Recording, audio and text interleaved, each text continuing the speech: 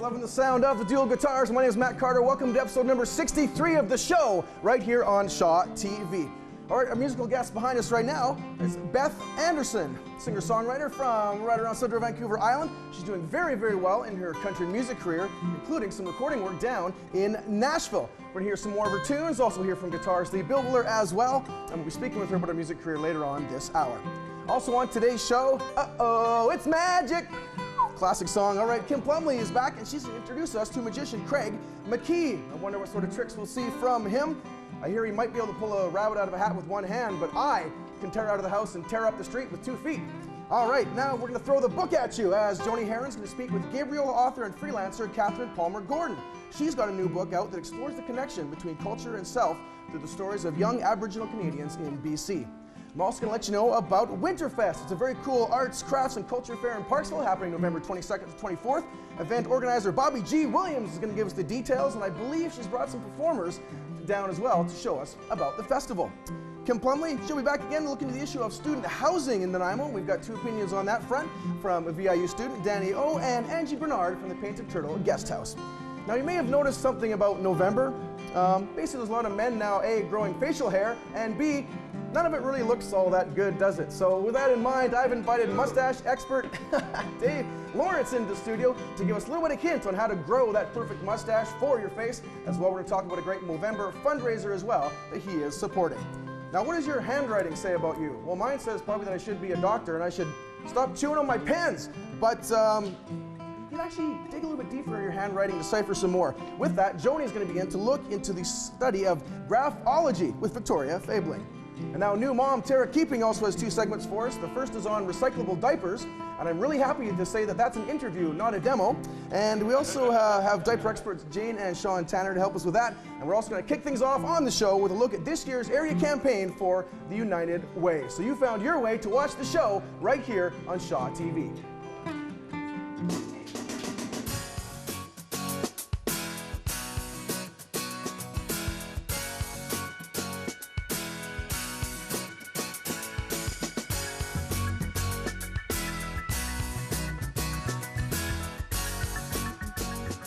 Here with me in the studio is Signy Madden. Welcome, Signy Madden. She is the Executive Director of the United Way, Central and Northern Vancouver Island. And we're going to be talking about the upcoming campaigns that you're having. How are those campaigns coming along? Thanks for having me on the show, Tara.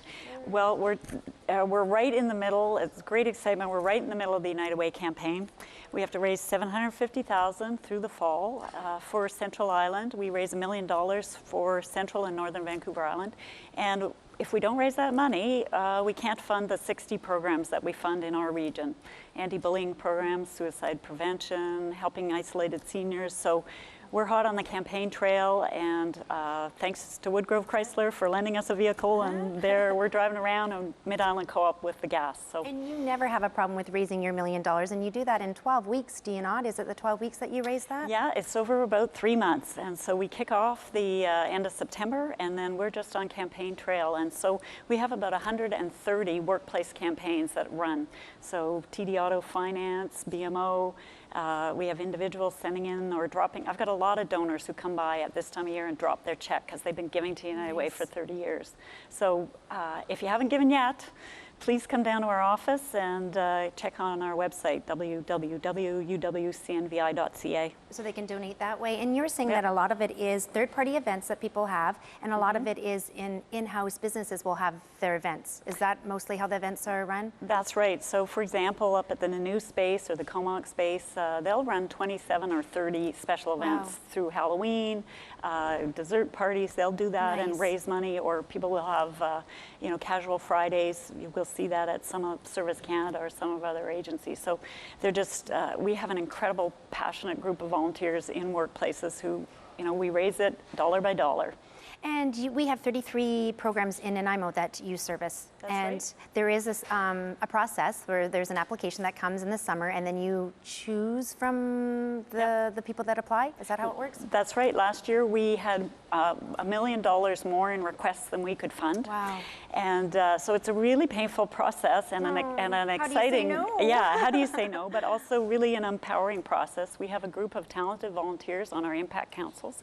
Thanks everybody who volunteers their time. Over 2 days, they read all those applications and they'll decide, okay, where are we investing our money this year? How do we help the homeless? How do we help kids in after-school programs? We fund Big Brothers, Big Sisters, Boys and Girls Club. So from seniors to children, and you also have a community plan on homelessness that you're working with the city. That's a new program that's coming. Yeah, so we're very active in the homelessness issues. We work with the city of Nanaimo and a bunch of agencies, including we fund the cold wet weather shelter, which will be opening up pretty soon down at the Unitarian Church. And we're just going through a process in the next couple of months to determine where are we going to invest money to help the homeless for the next 5 years. So that's a community process, and we'll come up with a community plan. And yeah, I mean, we still have homeless in our area, and actually the big gap we're seeing is families who are couch surfing. Who are homeless. So that's one of the areas we want to address this year. And I think a lot of people, what they do is that they do like to go with the United Way because you do all the research, you do everything, and there's all, there's the reputable organizations that people can, and they can pick and choose. Can the donors choose, or do you choose where the money goes to? Either. Some donors, they invest in United Way because we're doing the work to determine where's the best place to fund, and also we do an evaluation process. I was out on a site visit today with one of our programs. Are they actually doing what they said they would do? And are they delivering the results and helping vulnerable populations? So that's why you should invest in the United Way. It's cost effective, and we do the evaluation for you. Great. Thank you for being here and talking about your upcoming campaigns. And again, if people do want to donate, it is uwcnvi.ca. Yes, thanks, that's Signy. it. And thanks for everybody who supports United Way. And we're going to go on to Kim. Hello, I'm so excited, and thank you, Tara. The United Way does amazing work in our community. I'm really excited to be back on the show, and today I had to bring Craig McKee from UnReality Magic, and he's going to show us a little bit of magic, tell us a little bit about corporate events and things that he does around town. Hello, Craig. Hello. How are you? I'm quite well. Good. Well, I'm so excited you're here. How did you get to become a magician? You know, it actually started as a competition between myself and my friend in grade 9, who showed me a card trick. And it blew my mind. I couldn't have that, so I went home, quickly learned one, and blew his mind, and then that cycled, and now here I am. Wow, that's really exciting. So you're going to do a little bit of a card trick for us right now. Absolutely. All right, so let's get started on this card trick. It's a fun one with the 2 jokers. They're going to go in there, and of course I'm going to get you to do something unbelievable in the world of card magic. Woohoo! I'm going to get you to pick a card, any card. I'm just going to touch a card on the back, whichever one you so desire. I think this one right there. That one there? Yep.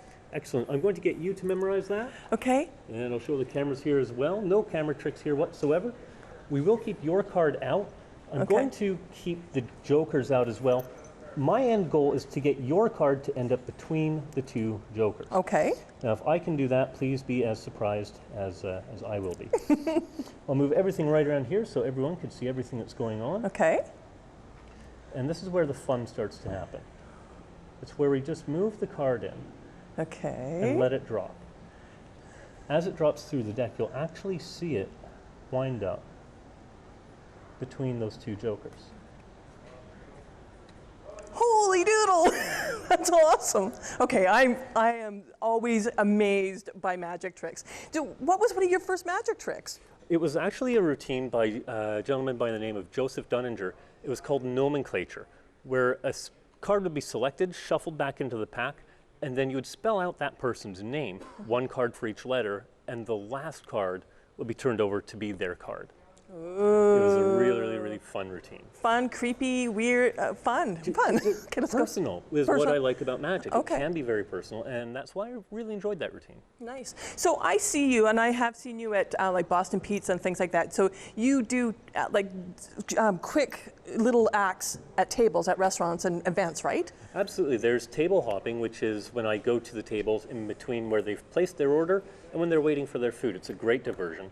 I also do close-up magic where I'm just wandering about, milling with a crowd. Right. There's also stage shows, which I'm a huge fan of. Right, and I've seen some of those with you as well. So now you are doing a lot of Christmas events as well? Lots of Christmas events, as well as lots of events in January. A lot of companies are moving their events from the busy time of Christmas to January, where it's a little bit more relaxed. Okay, that's really interesting. So what do people do at corporate events? Like how is it you just get on stage, or are you doing the close-up magic? You know, a lot of times they have me there mingling with them for their cocktail hour.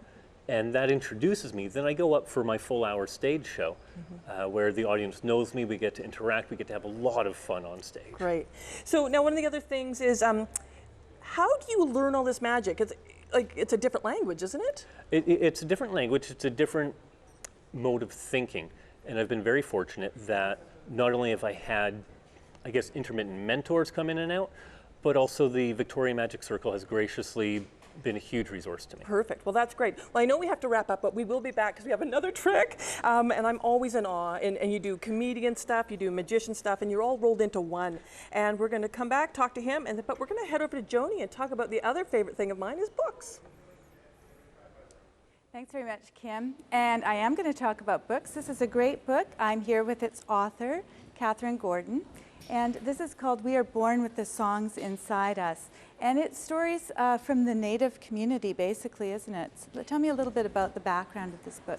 The full title is We're Born with the Songs Inside Us, Lives and Stories of First Nations People in British Columbia. And what it is a series of profiles of young Indigenous men and women from all around BC, from the different communities, talking about their lives and their stories. They're all stories of great achievement and success in whatever their chosen path is.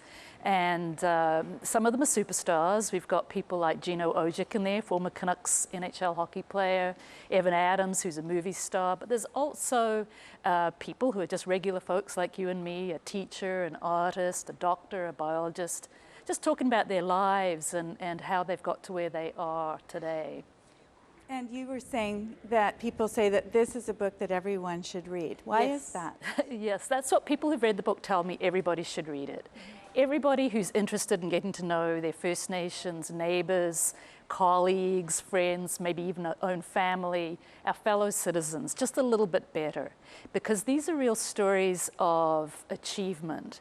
And one of the reasons I wrote this book, it comes from, the seeds of it were sown about 5 years ago. And I was having lunch with SHAWN, who's the National Chief of the Assembly of First Nations, who wrote the foreword for the book. There's a name we know. There's a name everybody knows, I hope. And we were talking about our frustration at the amount of negative portrayal of First Nations in the media, in British Columbia anyway, and throughout Canada. And yet, both of us know that there's so many amazing people out there. There could be 10,000 people in this book. There could be more. So where are their stories to celebrate? You were saying that there's stories of triumph, and so rather than having the fact that a person has, is First Nations, having that be a struggle, these are triumphs. And these One of the things that was very intriguing for me in doing the interviews for the book, and the common theme that runs through what everybody talked about, is how important their sense of connection to their cultural identity is. It's what makes them successful in life. They're successful because they're First Nations, not despite it, which is the common stereotype. Well, that's a huge issue. I mean, that's quite a paradigm shift, really, when you think about it. And so you've actually captured that in this book. It's very important. And actually, one of the people in the book is a local fellow who other people here may know as well, Councillor Bill Yoakum. He's a councillor at Nanaimo First Nation. He's also Executive Director of the Kwetlalam Child and Family Services Agency. And one of the things Bill talks about in his story is just how important it is that non-Indigenous people are open and understanding and also celebrate First Nations cultural identity as being so integral to their achievements and success in life. Well, I'm sure that there's lots and lots that didn't get put in this book, and I'm sure there are lots of stories that come out of every day and people that we've actually heard of. And so, like everybody's story, we could go on and on. But if people want to get in touch with you and find out more about the book or be able to find out where they can get the book themselves, I imagine it's in bookstores? It's in bookstores, it's on the BC ferries, pretty much very easy to get a hold of a copy of this book. Okay, and we have all the information on the screen as we speak. Terrific. And so I thank you so much for being with me, Thank you, Katherine, JOANI. and best of luck with your book. Thanks very much. And now we're going to go back for more magic with Kim.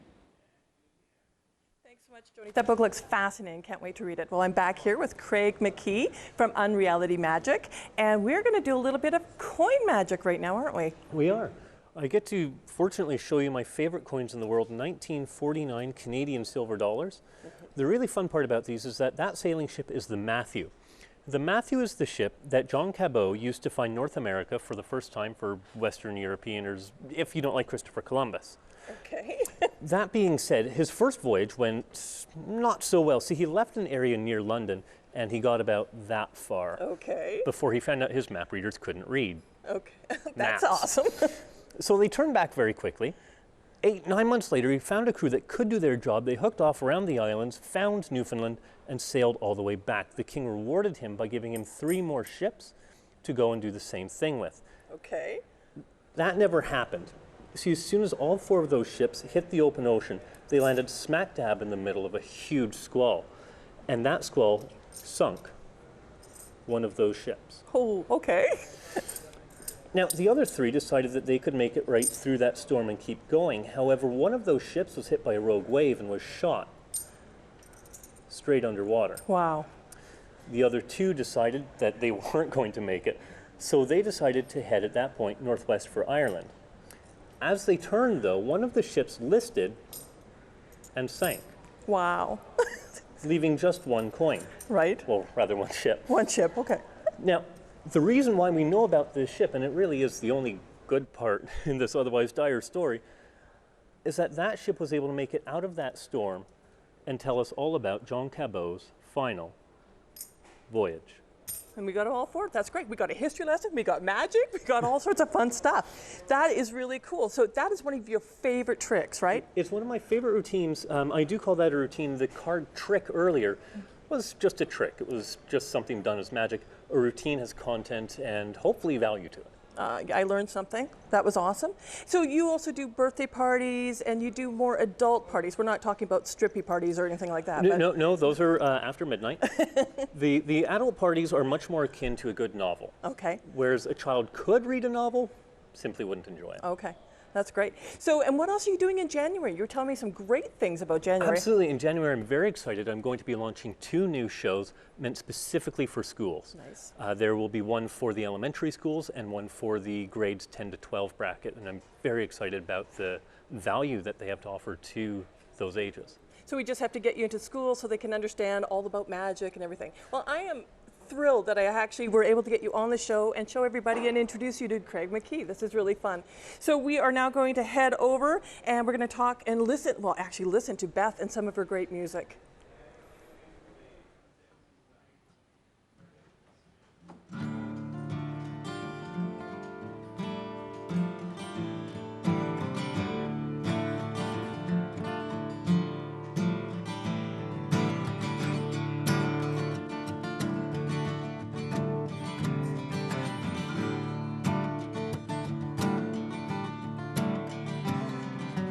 One main street, no stoplight, go past the tracks, but a country mile. There's a Baptist church and a backwoods bar. Sinners find salvation. And there's an old bed creek where I found the truth. Lying with him underneath the moon. We were flirting with danger and chasing sweet temptation. I can almost feel the sand beneath my feet and taste his soft lips slowly kissing me. Smell the bonfire burning on the beach.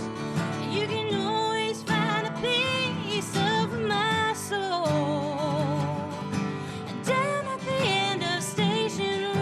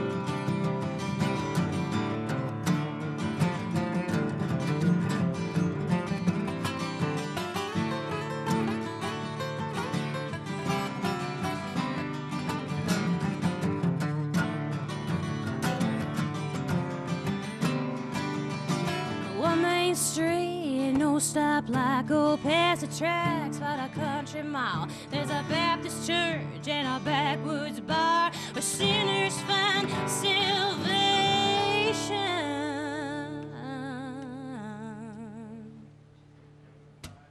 All right, that's the sound of Beth Anderson performing along with Lee Billwiller on the guitar, and the song was Station Road. We'll be chatting with Beth later on in the show, and of course we'll get some more music as well. All right, you're watching the show right here on Shaw TV, and sticking with the whole music, arts, and culture scene, we're going to talk now about a great event happening in Parksville, November 22nd to 24th. It's a WinterFest craft fair, and I'm here with organizer Bobbie G. Williams to tell us more about it. Bobbie, welcome to the show. Well, thank you very much. WinterFest Craft Fair is a lovely Celtic-themed craft fair. So there's live Celtic entertainment on stage, dollars to charity. It's just a lot of good fun for everyone. All right, speaking of the entertainment on stage, we actually have with us here in the studio 3 of the Glengarry dancers. So I'm going to shout over to my homies over there, over in the sound booth. You can start up the old music there. So we, Kate and Juliana and Leanna are going to be doing a bit of a dance for us to show off against some of the entertainment. That'll be happening down on the show. All right, there's the sound of the pipes. So as they're dancing, you and I can talk a little bit more about some of the other entertainment we're going to be seeing at the fest. Oh, good. Excellent. Okay, great. So on Friday, we have a lovely harp and violin, as well as an upbeat band in the afternoon, in the late afternoon. On Saturday, we have the Mount Benson Cayley Band, another harp and violin combo throughout the rest of the day for Saturday. Sunday, Trinitude, another local Celtic type band. They'll be there in the morning, and kicking it off for the rest of the afternoon on Sunday is Cook Cayley, who are coming up from Victoria. So I'm very excited about that. The dancers that you're seeing right now, they're going to be performing at about 12 o'clock on the Saturday. Perfect, absolutely. Again, the Glengarry dancers, I know they also, the organization does a lot with the Celt Fest that happens every year. And so again, I believe folks can go check out more information from the Glengarry dancers website as well if you're interested in Celtic dance or that. So why is there a bit of a Celtic edge to the entertainment that will be taking over the case of the festival? Well, I married a Scotsman, and so that's my connection. I have absolutely no Scottish. The only time I had Scottish was when I was pregnant. But no, I love the music. I've got a great connection, and it's so upbeat, and it's quite festive, but not Christmassy, but festive. Absolutely, nice. Yeah, exactly. Something a little different than normal red and green that we might see, of course, over the Christmas season. So. Yes. So great stuff. So now, just as the dancers just about to finish off, we have some other some crafts and stuff going on here, display board. So now there's a number of vendors that are going to be at the festival. Sort of who are they, and what are they going to show off? Well, we have about over 70 vendors, all local. We even have some people coming over from the mainland. Very excited about that. So we've got a nice selection of food. So if you've got somebody who has everything, you can always get them food because they'll eat it and love it and won't have to dust it. Absolutely. So we've got some vinegars, some pesto seasonings. For the truly Celtic, we have some Island Highlander. I love it. It's a plug. The tablet, Scottish fudge, shortbread cookie. Some of these lovely arts, Beach Pebble Studio. They take pebbles and make them into sort of like little figurines, and you can get them personalized. There's some jewelry as well. I like the hat. Hey, Anton, check it out. Is this hat good for me or what? All right. I would say what? Yeah. But anyways, and we've got the bag lady who makes these exquisite hats. Everything's really affordable. Like you can get $4 up to, there's a steel sculpture guy and from local Blue Herring, and he's got some magnificent work. So definitely stuff that everyone can enjoy. All right, perfect. Well, thank you so much again for coming down here, bringing down the dancers, bringing down the crafts. Again, it's the Winter Craft Fair, November 22nd to 24th. That's at the Parksville Community and Conference Center. Again, crafts, music, and to finish off a bit more music, we got ourselves a bit of a piper. Renee over on the pipes. Let's have a song before we go on to our next segment.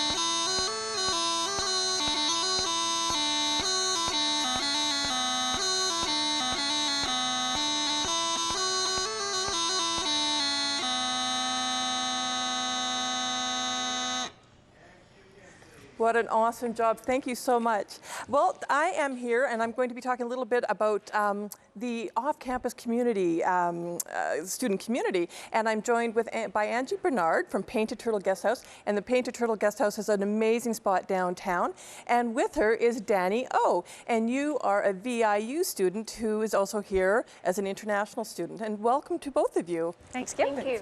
So Danny, how long have you been in Nanaimo? I have been here almost 1 year. So, and you're going to VIU?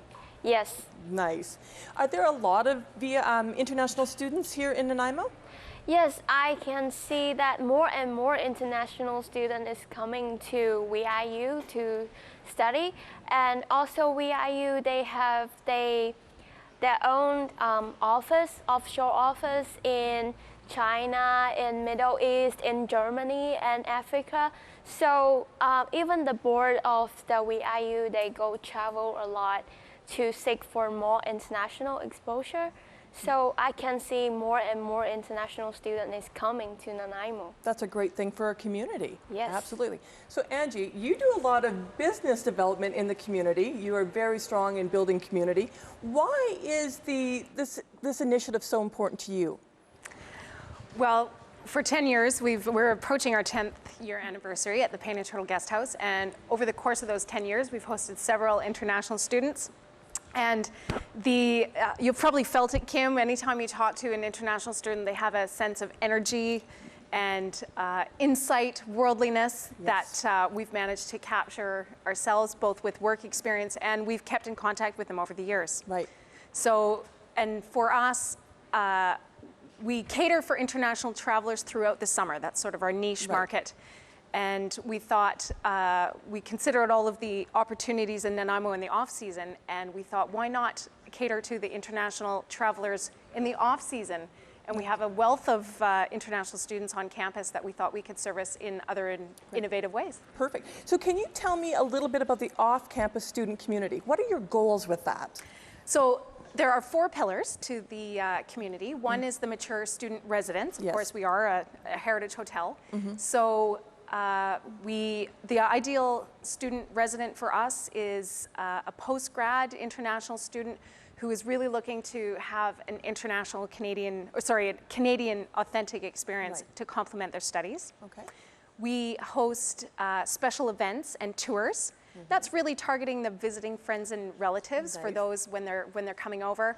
We can showcase the best of Nanaimo and Vancouver Island through the eyes of an international visitor. Nice.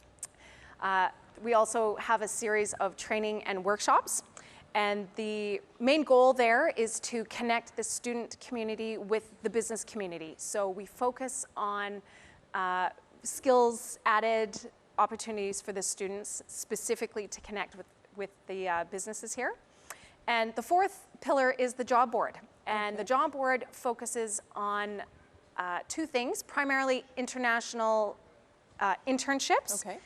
And the second is skills training opportunities. So we are looking both to recruit international student threat and potential immigrants.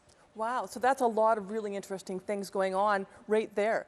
So Danny, how does that work for you and your peers? Why is this important to the students?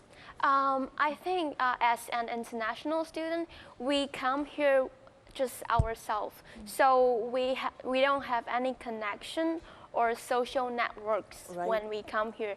And I think it's a very good platform for international students to start the networking and try to connect with more local business and organizations, get to know more about the workplace, how is the business practice here, to be more prepared and know more about before they go to maybe future work. Or it's very beneficial to no matter where the student is going in the future. I think a Canadian work experience and network is going to help international students. That's fantastic. What a great initiative. And what is exciting about this, it's not just a great thing for the international students, but it's great for our community, Nanaimo. And on so many levels, this is fantastic. And I just want to thank you so much for coming in and talking to us a little bit more about this initiative. And we're going to head over and we're going to talk to Matt and Beth and learn a little bit more about the music. Thank you so much, Kim. Absolutely. Time for our, the musical talk part of the show. And yes, with our musical guest, Beth Marie Anderson. Beth, welcome to the show. Thanks for having me. So great to have you here. Now, we were talking about off air. We both grew up sort of in the same area, Parksville, Qualicum region. Now, me with most of my friends, you know, grew up like in hip hop and jazz and punk rock and stuff. So what started with the road to country music for you? You know, it all had to do with going on road trips with my parents, and my dad's a huge country fan, so I grew up listening to like Patsy Cline and Jim Reeves and all the old times, Diamond Rio, and yeah, just kind of, I loved the storytelling aspect of it, and I liked how honest the lyrics were, and that's kind of why I love it so much. Yeah, country definitely has some more of the clever lyrics and titles and stuff like that, which I think is really neat. I think underappreciated of country music too. Yes, definitely. Yeah. So obviously you know about the history of country music. Now, your first album, which I believe was like 2010, Open Road. Yes. So you recorded that down in Nashville at Dark Horse Studios, and I looked up on it, and so it's also where like Taylor Swift, Faith Hill, Tim McGraw, and others have recorded. So describe what it was like walking into that studio for the first time. That studio is seriously like a mansion, and it was really cool. You walk in and they have all of the albums along the wall of everybody who's recorded there. So it was a little intimidating at first, but you know, it just kind of made me feel like I was at home, to be perfectly honest, after I kind of got over the shock value of how cool of a studio it actually was. Yeah. But you know, it was really humbling that they were wanting me to be there to record, and yeah, it was an amazing experience. What about the town Nashville itself? Would you recommend anyone go visit it? Yes, everybody must go to Nashville. It has a magic that no other town has. You know, there are so many music cities in the world that you can think of, you know, like LA, New York, even Texas is getting a reputation for live music, but there's something magical about Nashville. Honestly, it's like maybe it's all the live music or all of the yes sirs and thank you ma'ams, I'm not sure. But yeah. All right, my last question here before we find out more we're going to play. You spoke with students recently, and again, you've worked with a lot of great songwriters. What sort of advice would you give out there to beginning songwriters about how to craft a great song? You know, there's a lot of different things that I could say to them, but honestly, if you could go and look up a book by Jason Blum called The Five Steps to Songwriting Success. Honestly, it's about getting to your point, getting to the chorus within 30 seconds to a minute, and just trying to craft something true and honest to yourself. Awesome. All right, great. So you've got a CD release party coming up. Unfortunately, after this show airs in Parksville, you also have a show at the Dingy Dock Pub on Wednesday, November 20th. And oh, hi, Lee. Oh, Lee's about ready to play again. So again, where can folks go online and find out more about you and your music? Yeah, you can go to bethmarieanderson.com or just type Beth Marie Anderson right into Google there and check out my tunes. My album is being released this next Wednesday or this Saturday in Parksville. So perfect. Yeah. Awesome. Right. Thank you so much for being here on the show. I got to get out of the way. Lee's a much better guitarist than I am. And we'll hear another song for you guys called Front Porch Steps. It's Beth Marie Anderson right here on the show live on Shaw TV.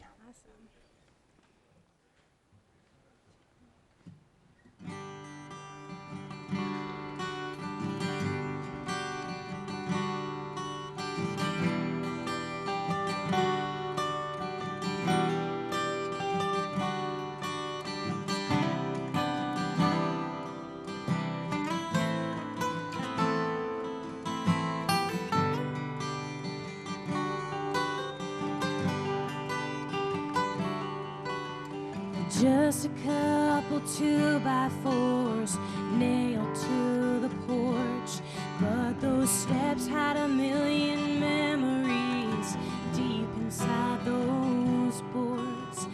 And in my mind I strip away each coat of paint, and this is what I see. I'm sitting out there listening for the sound of Daddy's car, and I'm talking to the stars about my first broken heart and my grandma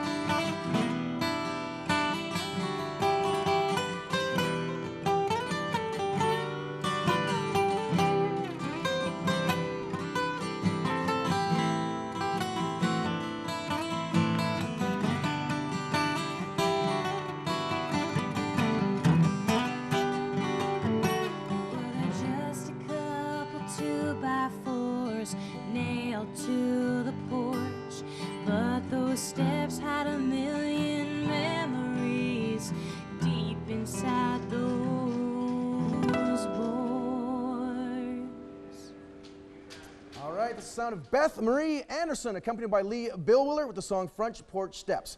All right, make sure to stick around. We'll have another song from Beth later on to close out the show. Moving on, we're looking at the month of November, which is pretty much turned into the month of Movember as the cause of men's health to sort of take front and center this time of the year. And of course, what says more than a man than a healthy mustache, am I right? And to find out how to get a healthy mustache, I brought in a mustache expert. I present to you Dave Lawrence, mustache expert and proprietor of That 50s Barbershop. Dave, welcome to the show. Hey, Matt, thanks. Glad to have you here. So first off, I mean, that's a great stash you got there. Tell us a bit about it. What does it take to get a stash like that? This is about 5 months growth. I've been growing it. I had a big beard and then I shaved it off, and I have this now, nicely waxed up. I'm going for my Salvador Dali look. I was asking you actually if that style of stash had a name whatsoever. It's getting there. Salvador Dali had his pretty high, put flowers through it, so I'm almost there. Perfect. All right, so now we're seeing lots of other guys, of course, trying to grow stashes for the good cause here this month. What are some advice you can give to guys about how to create that perfect stash? Growing a mustache for a month is pretty hard. It still looks pretty stubbly by the end of the month. That's pretty much, you can see it right now. Yeah, exactly. I'm doing my best here. But so your best bet is to go for something kind of, go for a Fu Manchu that kind of hangs down, or something classy, something good like that, right? You don't want just the little stubbly peach fuzz going on by the end of the month, right? So, exactly. So do you actually get that in the barbershop where a lot of guys come in and actually say, what kind of facial hair is best for my face? And yeah. You want to avoid your negative features, right? So if you have a long face, don't grow a long droopy mustache or goatee, take away from that. Yeah, there's lots of different styles for different faces. Absolutely. So even help me out here. So with what I got going on, I plan to grow this for a couple weeks, then cut into a stash. What would probably work best? Yeah, you go for the big Fu Manchu, man. Yeah, hang it down, little Hulk Hogan going on. I like it. Exactly, looked like the Todd Jones look as well. Yeah. That also, hey, That's he's stoked on that. There you go. So now, also just to get that sort of the curl on there, it's not just about knowing what style is. We also talk about different products, right? Yes. Like I think a lot of guys don't know about hairstyling products in the first place, but stash products as well. Yes, yeah. I have mustache wax that I use, and I wax it up, and yeah, it keeps it out of your mouth. That's the thing that's annoying about a mustache, is you don't want to constantly be eating with a napkin and getting it all over the place, right? If you wax it out of the way, it really helps. Exactly. So obviously you know a lot of mustaches. I hear you're actually a mustache judge at a great Movember event coming up soon. Yes. So tell us about this Mo party that you're a judge at. It's November 28th at Fibber McGee's, and we'll have all kinds of prizes. Tickets are $25. You'll get free appetizers. We'll have a big mustache contest, a big mowing show, and yeah, I'll be a judge. I think the mayor's going to be there. He's a judge. Another good mustache, and yeah, it's going to be a good time. Everyone should come out. All the proceeds go to Movember, and yeah, it'll be great. Very awesome thing. Once again, Mo party and competition Thursday, November 28th, Fibber McGee, starting at 5 p.m. Thanks so much, Dave, again for your contribution. I know you take donations from Movember at your shop as well, so thanks so much. All right, it's great to have you here. Moving on now, we're going to go look at a segment on the study of graphology, some more handwriting stuff. So we're doing that with JOANI. JOANI, over to you. Well, and I'm here to talk graphology with we're with Victoria Fabling, and she is a graphologist, in fact, and that's a handwriting analyst, would we call it? Yes, that's right. Handwriting analysis. And so I'm going to hand it over to you, and tell me a little bit more about graphology and how you got into it. Graphology is the science and art of interpreting handwriting. You might wonder why. I do wonder why, in fact. Yeah. So it's to learn more about the character of the individual, right? Including the unconscious drives. So it's a very unconscious thing, how we write, and of course I print, so that tells you something right there. But it's an interesting thing because it tells us a bit about ourselves, but it tells us about other people. So you do this for employers, employees, landlords, tenants, that sort of thing. Yeah. So tell me a little bit about that and what we can learn. Well, what we can learn is that our writing is a barometer of how we are at any one period of our lives. Some periods of our lives, our handwriting will change. That's right. Our handwriting does change, hopefully. Hopefully. It gets better and then it gets worse. Some people, with keyboarding, I guess. So now tell me a little bit about, you've got some samples here. Now you've got, you were saying that you would be doing this for maybe a corporation because they're thinking about making a choice about hiring someone in an executive position. Yeah, and that executive might be having to take his family from Edmonton Clinton to say Nanaimo. Right. There's a big change. Big change, not only for the company, but for the family themselves. They want to make sure they're making the right choice. Yes. So you come in, and what kind of handwriting would you get? What kind of sample do you need? I would ask the corporation to make sure they made the writer give at least that much writing, at least that much. Okay, yeah, you want to have, basically you want to have as much as you can to go by, and you were saying the more that you have, the easier it is for you. And actually the more economical for the company, because I won't be having to spend so many hours on it. The more samples, the more proof. Right, so what are some of the things that you can tell about a person? This is interesting to me. What would we know about, what would we be able to tell from our handwriting? You could tell the level of activity. Some people are naturally motivated to be up there and doing extra tasks in the company. So this is a company, this is landlord-tenant. We're going to, in the second part, we're going to talk a little bit more personally. Okay. But these are some of the things that people might want to hire you to do. And so you would come in, you would take some samples, and you can actually do several people at a time, I understand. Oh yes, yeah. Just several pieces of writing like that. Right. And then we make a decision. We make a decision. Well, somebody makes a decision. Well, Yeah. you're helping people make decisions, which is a really interesting thing. You're not telling them what to do. You're just saying, this is what you can expect. And this individual is more self-motivated, and these 6 are a bit lazy, really. Oh, okay. Oh, my goodness. Well, you know, I submitted some handwriting to you, so we're going to find out in the second part what is happening with me and with some of the other people that you've brought along with by other handwriting. Right now we're going to change the subject. We're going to actually be talking diapers. What a glamorous topic it is, Joni. Here with me we have Shawn and we have Jane Tanner. Thank you for being here. And we are going to be talking about your diapers, and it's the Happy Island Diaper Service. And I can vouch for this because I just had my baby and I use this product and it is amazing. It really, really is. You clean, you do the cleaning. So there's no cleaning that we have to do. None. None. None at all.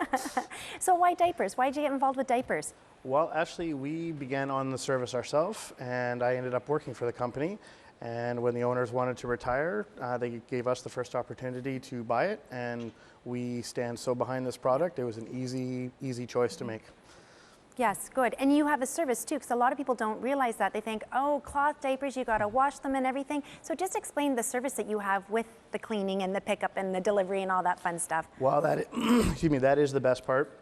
There is no cleaning. So you just, you have as many diapers as you want. You just take it off the baby. You put it in the pail that is provided with the service. And then once a week I come by, pick up the dirties, exchange it for the cleans, and that's it. It is effortless. There is no cleaning whatsoever. And you come and do a consultation with us, which was nice. So you always go to the client first, go through everything, explain everything. And this right here, this is the bin, the container. Yes. And it is organic too. Isn't it an organic plastic? Yeah, it's recycled plastic. Right. And the whole filterization, so there's no smell, because a lot of people think, oh my goodness, you're going to have this for a week because you pick it up every week. But there is no smell, and that's because of the filterization. Yeah, the charcoal filter does an amazing job. There should be no smell, and even when it's broken down, there very much is no smell whatsoever. It's a great filter system. Oh, it is, yeah. No. And what we do is that we have the bag that's inside there. Again, it's all organic products, which I love, and so many people are savvy and are conscious of that and want to have that because, you know, want to make a smaller carbon footprint for your baby there. And that all you do is you just camera if you're there, is that you just put all the dirties in that bag and then you put it outside and you pick it up and you put the clean ones in a new bag like that, and that's how the whole service is. Yeah, the pail itself really doesn't even accumulate any kind of order. Because of the drawstring and because of the bag's productivity, everything is contained within the bag. There should be really no smell whatsoever. Right, and these are the diapers right here, and they are, what are they made? What is the, because I remember you told me in the consultation, so I want you to tell the viewers what these little diapers are made of. Well, the inside is microfleece material, Right. and the outside is microfiber material. So the fleece material is designed to wick the moisture away from the baby's skin, and the microfiber absorbs it all. Right. So that way it's taken away from everything. And of course, that's why we have the covers to make sure that no onesies, Right. pajamas, clothes Yeah. get wet on top of that. So this just goes in like this, and then of course you have all the different snaps here. So it's really easy, and you just, as they grow, and then you have the next size up. You have all the different sizes. Yeah, that's why we brought, that's the newborn size, and Right. then this is the medium size and the large size. And I always work, excuse me, with as many customers as I can to make sure that at the appropriate time, depending on the weight of the child or Right. even size of the baby's legs, waist, or anything, that I can properly give the right size at the right time. So it's a very effortless Right. transition from one diaper to the next. It's very easy. You folks make it so, so easy. And another thing I noticed as well is that, and I'm not being a lazy mommy, but they don't feel it as much as you feel it in disposable ones. It's not that I'm saying that the microfleece really wicks the moisture away. It so does. Babies don't feel wet. And there's no toxins. That's what I like. So there is toxins, and there is in disposables if you do your research, and there's none here. So I feel comfortable that if my baby does have a soiled, diaper, it doesn't feel so bad against the skin. And these are for the swim. So you have the ones for swimming. That's actually one of our covers as well. It's Oh, our is it? slimmer Oh. cover.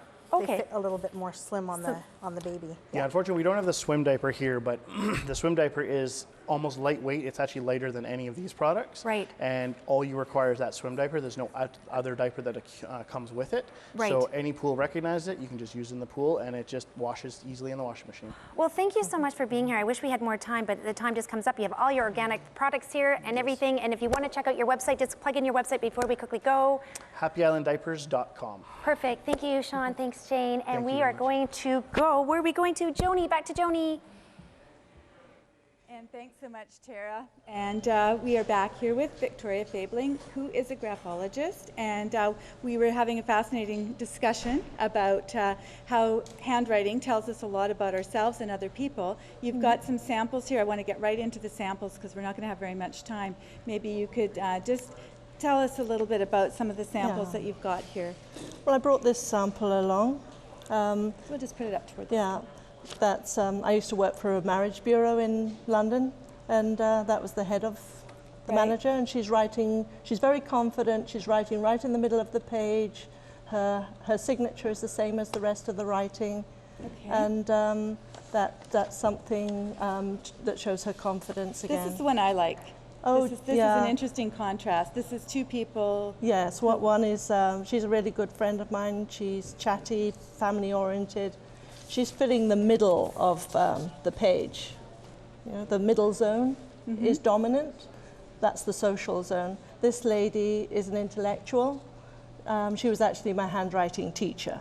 Okay. So there's no wideness there. So they're different. They're very different from one another. Yeah. Now I don't write. I print. And Yeah. I have done for some time. So you got me to draw a tree, which is interesting. This is my tree. Yeah. This is how I draw a tree anyway. Yeah. So that's an interesting thing. You have people send things to you by snail mail. I just scanned this and sent it to you. That's another way of doing it. So you can see my really bad writing, my really bad printing, and my tree that is okay. But the tree gave me the most information. She's got the left is the past, right is the future.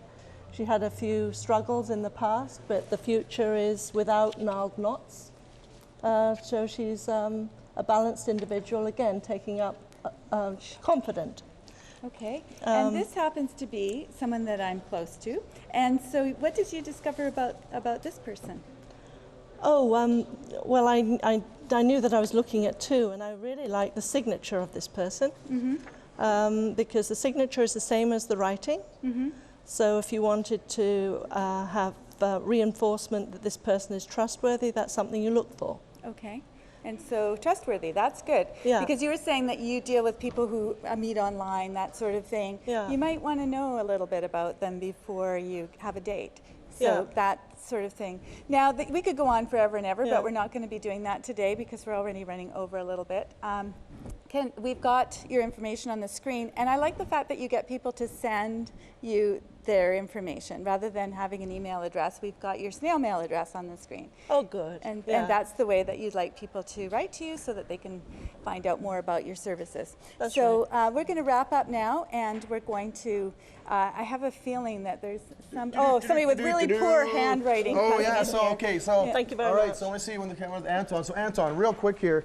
Direct. So this is what my handwriting looks like right there. Don't actually read it or anything. Don't read that. So you have a 10-second diagnosis. Oh, so what's no. going on with this handwriting here? Very busy, very creative, can multitask because it's this one's going so that's not your handwriting.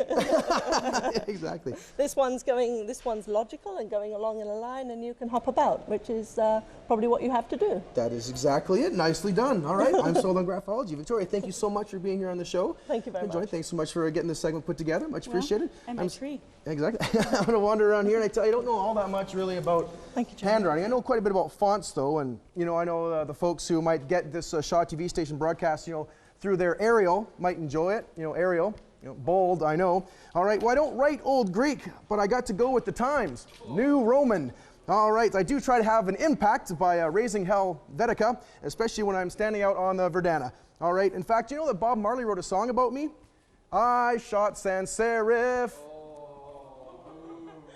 I guess I'm just a comic sans comedy, a regular wingding.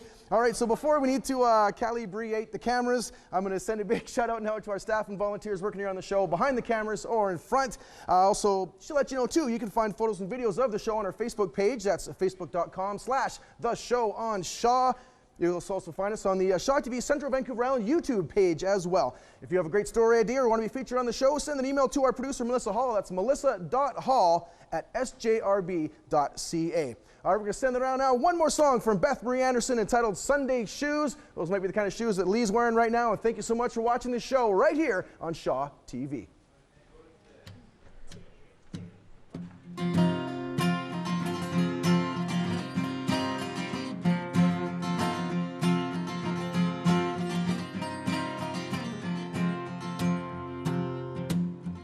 My mama tried to clean me up in a new dress and clean white socks, so I did what I shouldn't